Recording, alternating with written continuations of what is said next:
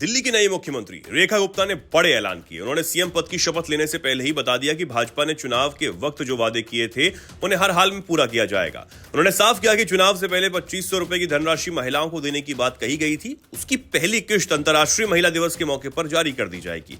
इसके अलावा उन्होंने शीश महल पर भी बड़ा बयान दिया है। सीएम रेखा गुप्ता ने कहा कि 2500 रुपए की पहली किश्त 8 मार्च तक दिल्ली की महिलाओं के खातों में ट्रांसफर कर दी जाएगी। उन्होंने कहा कि प्रधानमंत्री नरेंद्र मोदी के सपने को पूरा करना दिल्ली में बीजेपी के सभी 48 विधायकों की जिम्मेदारी है। सभी वादों को पूरा करेंगे, जिसमें महिलाओं को दी जाने वाली सहायता राशि भी शामिल है। दिल्ली की नई मुख्यमंत्री रेखा गुप्ता ने उस आधिकारिक आवास में भी रहने से मना किया जिसे अरविंद केजरीवाल ने शीश महल में बदल दिया था।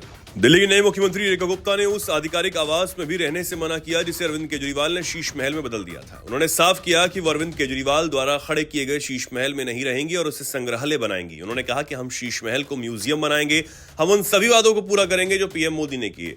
इस पद के लिए मुझे चुने जाने के लिए मैं आभार व्यक्त करती हूं। बता दें कि दिल्ली विधानसभा चुनाव 2025 में महिलाओं की भागीदारी उल्लेखनीय थी। इस बार महिला मतदाताओं ने पुरुषों को पीछे छोड़ते हुए मतदान में अधिक सक्रियता दिखाई।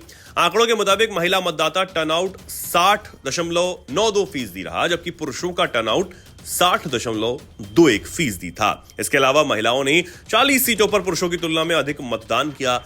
इनमें से भाजपा ने 29 सीटों पर जीत हासिल की, जो दर्शाता है कि पार्टी ने महिला मतदाताओं को साधने के लिए प्रभावी रणनीतियां अपनाई थी। भाजपा द्वारा महिलाओं के लिए विभिन्न कल्याणकारी योजनाओं की घोषणा भी इस दिशा में एक महत्वपूर्ण कदम था। देश की राजधानी दिल्ली की सत्ता किसके हाथों में होगी, ये तो तय हो गया है। बीजेपी ने रेखा गुप्ता के हाथों में दिल्ली की सत्ता सौंपी है। रेखा गुप्ता दिल्ली की नई मुख्यमंत्री होंगी। बीजेपी ने मुख्यमंत्री का चयन करने के लिए वरिष्ठ नेता रविशंकर प्रसाद और ओम प्रकाश धनखड़ को नियुक्त किया था। रेखा गुप्ता शालीमार बाग से विधायक हैं। विधानसभा चुनाव में बीजेपी ने आम आदमी पार्टी को हराते हुए बड़ी जीत दर्ज की और पार्टी ने 27 सालों बाद सत्ता में वापसी की। 60 सीटों वाली विधानसभा में बीजेपी को 48 सीटें हासिल हुई, तो वहीं आम आदमी पार्टी 22 सीटों पर ही सिमट कर रह गई। रेखा गुप्ता ने पहली बार विधानसभा का चुनाव जीता है। वो शालीमार बाग सीट से विधायक चुनी गई हैं। उन्होंने विधानसभा चुनाव में आम आदमी पार्टी की उम्मीदवार वंदना कुमारी को 29,595 वोटों से मात दी है। रेखा गुप्ता बचपन से ही राष्ट्रीय स्वयंसेवक संघ की सक्रिय सदस्य हैं। संघ की छात्र शाखा अखिल भारतीय विद्यार्थी परिषद के जरिए उन्होंने छात्र राजनीति में एंट्री मारी। 1994 से 95 में वो दौलत राम कॉलेज में सचिव चुनी गई। रेखा गुप्ता के दादा एक अड़ाती थे और उनका जुलाना में गंगाराम काशीराम के नाम से एक दुकान भी थी। रेखा गुप्ता के पिता जय भगवान स्टेट बैंक ऑफ इंडिया में मैनेजर रह चुके हैं। उनकी मां का नाम उर्मिला जिंदल है, जो हाउसवाइफ थी।